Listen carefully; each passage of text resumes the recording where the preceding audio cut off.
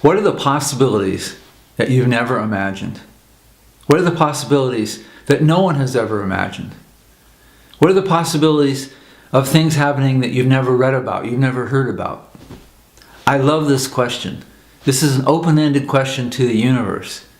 And it brings magic, miracles, unexpected adventures outside the box. And it led me to one of the greatest encounters of my life. And that's when I met the living Buddhas of Hong Kong. About 5 years ago, I was invited to Hong Kong via an email from a Chinese lady I didn't know. She owned a metaphysical bookstore on the 30th floor of an office building in downtown Hong Kong in the penthouse. And I flew over there to do workshops and one-on-one sessions. And I wasn't really at first interested in going because I had lived in big cities. I was not interested in visiting another huge city, and Hong Kong is one of the most densely populated cities in the world. 7 million people crammed onto a little island.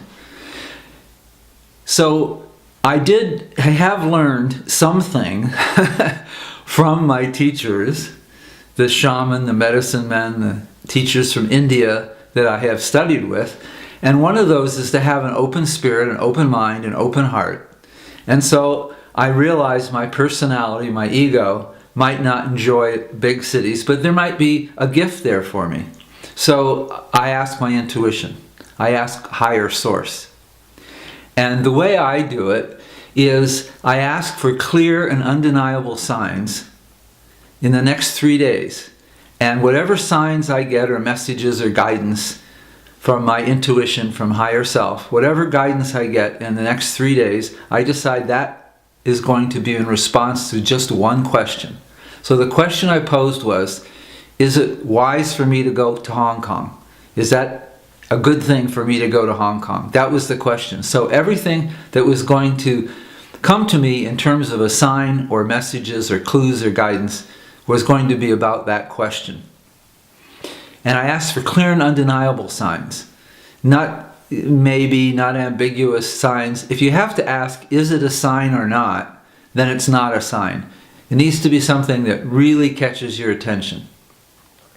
So I formed the question and I gave it 3 days to get the answer. But I didn't have to wait 3 days. I only had to wait a half an hour. Because immediately I took a half-hour drive on a freeway I always take to this bookstore in a part of Phoenix, in Scottsdale. And along this drive, on this freeway, Hong Kong came up 5 times. And it has not come up before then, and I've noticed it has not come up after that evening. So on this drive, I saw Hong Kong on something inside the car. I saw Hong Kong on a billboard.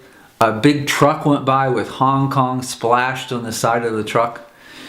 Then Hong Kong came on the radio. They gave the weather for Hong Kong, and when I got to my lecture, the first person to ask a question prefaced her question by saying, well, I just got back from Hong Kong. And Hong Kong had nothing to do with what she was going to share or the topic of the evening.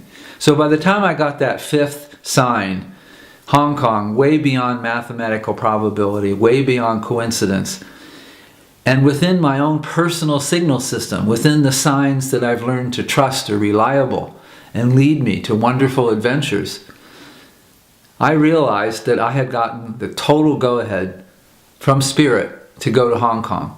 So I bought the ticket that night because I realized that my mind might come in and talk me out of it in the morning. So I bought my ticket to Hong Kong and went there expecting what my mind told me, a large city, congestion, noise, and what I found was something way beyond what I could possibly imagine. Anywhere that you walk, anywhere that you look out the window in Hong Kong, you see either the mountain in the center of the town with all the trees and green, or you see the harbor, the water. And so you're really living in an environment of trees, mountains, and water, no matter where you are in this huge city. It turns out that 40% of Hong Kong is mountain preserve, or woods or park. Plus they have these islands you can go to on ferries for 15 cents. And some of the islands don't even have cars. So you feel like you go back in time. It's a very, very magical place. And one of the islands that I went to is where I met what I call the living Buddhas of Hong Kong. On this island, there is a temple on top of the mountain. And you can take a car up to the temple, or you can walk. And there's a trail that switchbacks through a bamboo rainforest all the way to the top. And in this temple, there are 10,000 Buddhas, about 12 inches tall, and every Buddha has a different pose and a different expression. It's quite fascinating. Well, to get to this temple, I decided to take the long route. There's 431 steps going up the side of this mountain. And as I walked up that morning, it was in the fog and mist, so I really couldn't see much in front of me more than 5 feet. And as I went up the trail, all of a sudden I saw a figure and I felt it was a person. As I got closer, I realized that the sun was starting to hit this figure and it was golden, yellow. And as I got closer, I realized it was a statue. Turns out later I discovered these statues are covered with pure gold. Gold-gilded statues, and they're all of Buddha in different postures and poses, different moods, different expressions. And every 5 or 10 feet, as I walked through the fog, through the mist, another figure would come into my view, and it would be a Buddha in a different space, in a different energy. So after a little while, I decided to sit down and rest, and as I was sitting there, it felt very reverential, very sacred. And so when the Buddha spoke to me, I was quite surprised. And the Buddha said, "Touch me." Well, I had purposely not touched the Buddhas because it felt like that was being disrespectful. So it took me a while, and then the Buddha repeated, "Touch me." It was definitely the Buddha's voice, not mine. And so I got the courage up to touch the Buddha. And as soon as I touched the Buddha, I got this wave of electricity, love, energy, joy, just rippling through my body, permeating every cell, every bone, every muscle of my body. And I realized that the Buddha was giving me a gift, that it was transferring its space, its energy, its vibration to me, giving it to me as a blessing that day. Well, that was powerful enough. That was wonderful. So I kind of stumbled up the hill, up the path, and I came to another Buddha. And each of these Buddhas that I came to are life-size. They're about 6 feet tall, and they're all in different states. Some are serious, some are laughing, some are praying, some are standing on their head, some are singing, some are playing the flute, some are riding on the back of an ox, some are riding on the back of a tiger, some are riding on the back of a dragon. One has a snake wrapped around it, another one is playing with a serpent.